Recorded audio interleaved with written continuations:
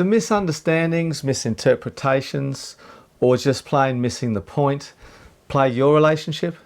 Does it sometimes feel that you and your partner are on different planets when you're trying to communicate? Well, when we change the way we look at things, the things we look at change.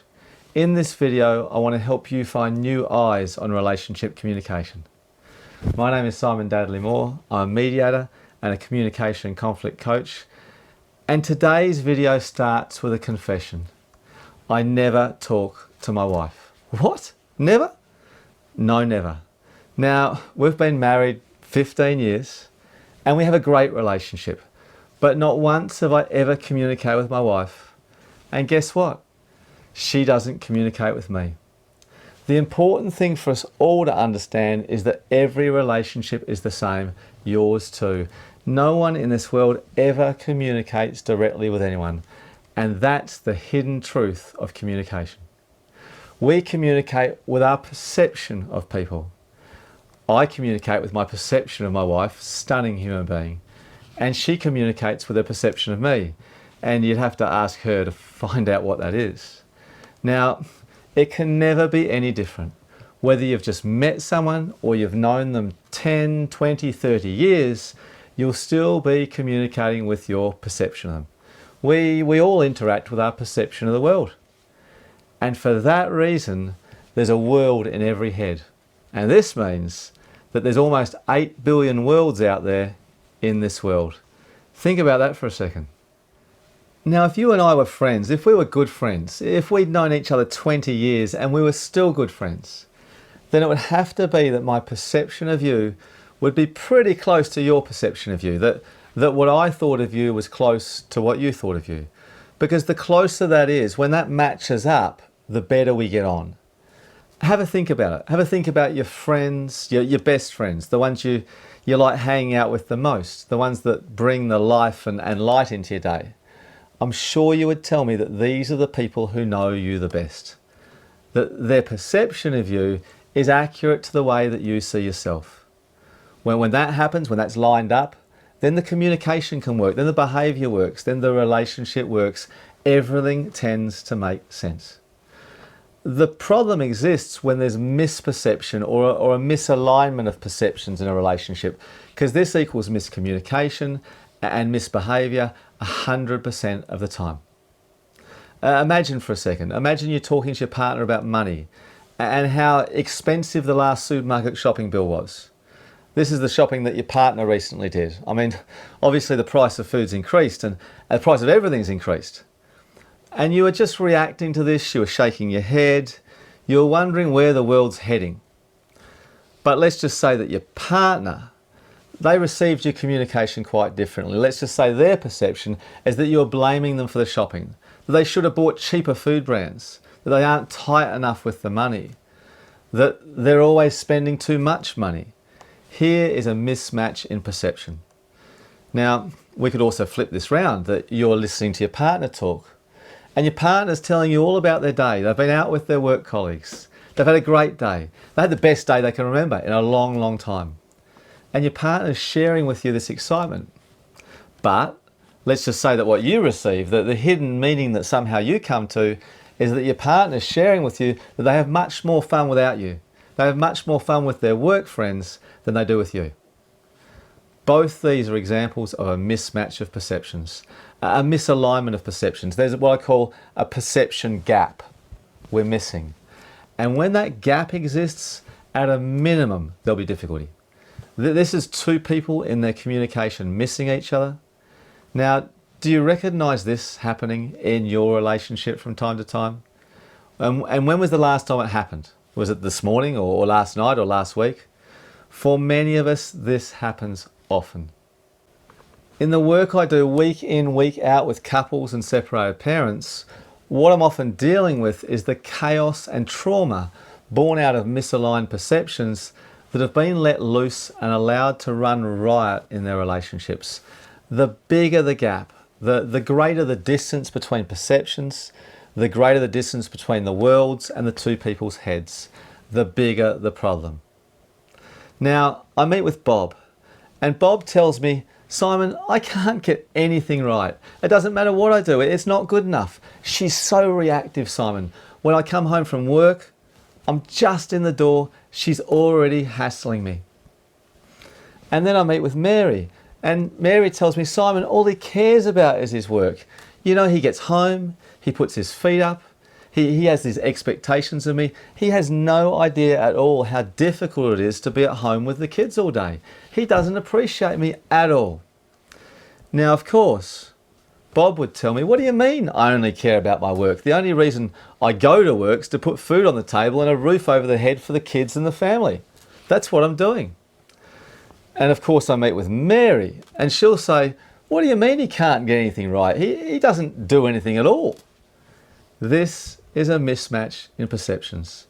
This is two worlds, two very different worlds, trying to fit into one reality.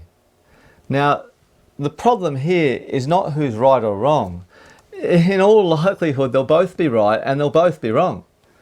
The problem here is the existence of this gap and the size of the gap and the impact of the gap and what it's having on their relationship.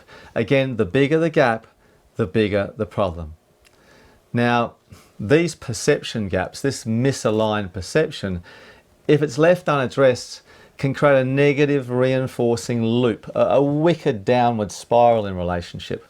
What happens in this loop is that these negative perceptions lead to you sharpening your focus on what's going wrong and sharpening your focus on collecting the stories that support and reinforce and give evidence to your perceptions, your negative perceptions, which then often leads to deterioration in behaviour, which then in turn leads to more negative expectations of your partner and a strengthening and reinforcing of those negative perceptions, and we go round and round and round.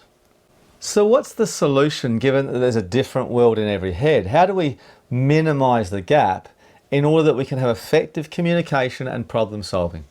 Now, this is a big topic, but there are absolutely things you can do today to start minimising that gap in your relationship. And the first one is to learn about cognitive distortions. We all have them. If you've got a brain, if you've got a mind, you've got distortions. Now, if you've never heard of cognitive distortions before, these are thought patterns that are unconscious and they're largely automatic, that they lead us to inaccurate perceptions. They're errors in our thinking that then go on to influence the way we process and interpret the world. They work away under the surface and help create a false view of reality. They actually lead us to believe things about ourselves and about others and about the world around us that just aren't true. And so, of course, these distortions go a long way to creating the world in your head and in my head too. Now, given that these distortions involve errors in thinking, it's exceptionally important that we lift these up, we learn about them, we shine a light on them, we take them out of our blind spot, we bring them into our conscious mind so we can have a look at them and then have a look at the influence they're having over our life. And only in doing this will you be able to ask yourself in any given situation, are there any distortions at play here? Are my thoughts, are my feelings, is my behaviour based on an accurate view of reality? To help you with this learning, I'm giving away a free mini course. The link is in the description below. Watch it, learn something new about distortions and learn something new about yourself. The second thing you can do I call perception mapping, and this is a really useful exercise to help you map out the perception gaps in your relationship. And it involves deep diving into a series of questions. And the first is, where are the areas in our relationship that we have perception gaps? Make a list. For Bob and Mary, it was about Bob's work and his priorities. It was about Mary's expectations of him and her appreciation of Bob and his daily efforts. And it was also about Bob's appreciation and expectations on Mary and her daily efforts. So when you're looking for these in your relationship, they often exist in areas where you have arguments. They often exist in areas where you have difficulties. Housework, money, parenting. Have a look, make a list. And then for each of these areas, reflect on, what are the thoughts here? What are these actual perceptions? What are the perceptions I have? And what are the perceptions my partner has? Again, for Bob, he went to work to support his family. For Mary, he went to work because he enjoyed his work more than his family. This is what I'm asking for here. And then have a think about how big that gap is and what the impact that gap is having on your relationship. After that, go a level deeper and then ask, are these thoughts, are these perceptions factually true? And if you believe they're actually true, what evidence have you got to support this? To prove this, you might want to ask yourself, are there any distortions or critics at play here? And then, if you go a level deeper, it's about what stories can I find that show an exception to these thoughts and these perceptions? What stories can I find that show a different angle? Are there other possibilities here? What stories can I find? What stories could Mary find that show that Bob actually appreciates the effort she's putting in? What stories could Bob find that Mary actually appreciates him and what he does in his day? Look for these stories in the areas where you have perception gaps. Look for them in the areas where you have thinking that is creating that gap. You'll find the stories, you'll find the answers. They're almost always there. Perception mapping is really useful to do on your own, but if possible, do this with your partner. It really can be an exceptional piece of relationship work. It has the opportunity to result in huge transformations. Now, I know some people who have actually done this separately and they bring their answers together. The key here is empathy and honesty when working through these questions. There are also tools that you can take into communication with your partner and use at the time. And the first is to share what your intentions are and what your intentions are not. Now, going back to the example I used earlier about the supermarket shopping, you could include in that interaction a sharing about your intentions. So while you're shaking your head at the world, you could say, well, look, my reason for this reaction is that I've just received 2 more bills today and I've got no idea how we're going to pay them. That's my intention. My intention is not to judge your shopping or be ungrateful or make you feel bad. Yeah. Now, don't get too tripped up by the word intention here. This is just about somewhere in your interaction, including the reasons for your words and what the reasons are not. Another thing you can do is tune into your own perceptions and check them out with your partner. Ask about them. Look, I'm just checking in here. What was the reason you were sharing that with me? Or look, I'm feeling a little bit judged. Is that the way I should feel? Was that your intention? Are you upset with me? Now, stay calm when you ask these questions. And obviously you've got to be ready for whatever answer you get, because you might get, no, that's inaccurate. And therefore there's a perception gap. Or you might get, yeah, absolutely, I'm judging it. Now, at that point, you'd have an aligned perception.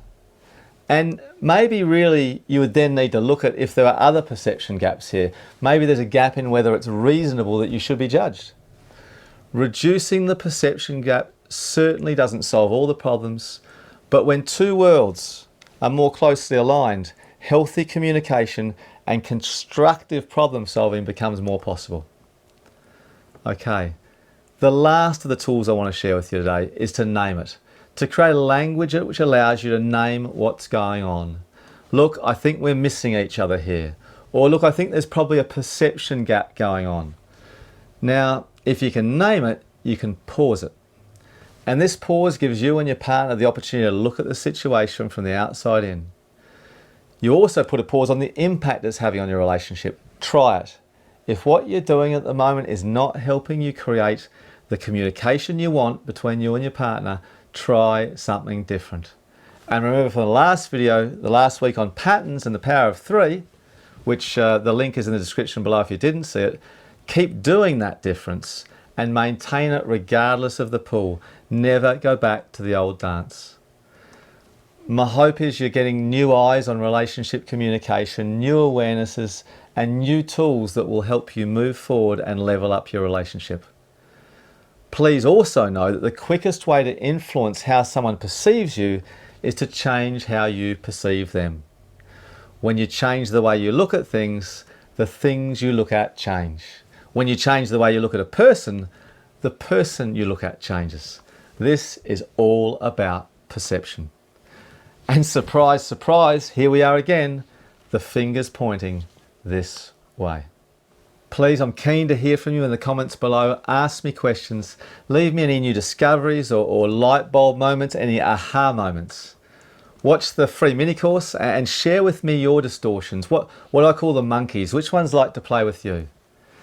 And if this video has been helpful, then please share it far and wide. Get it out to your friends, get it out to your family, get it out to those who you love. Get this message out there. Next week, I'll be uploading the 4th video in our journey together. These first 4 videos all cover foundational learnings that help underpin and support you improving your communication and improving your relationship. Have a great week. I look forward to seeing you next time. And be kind to yourself out there.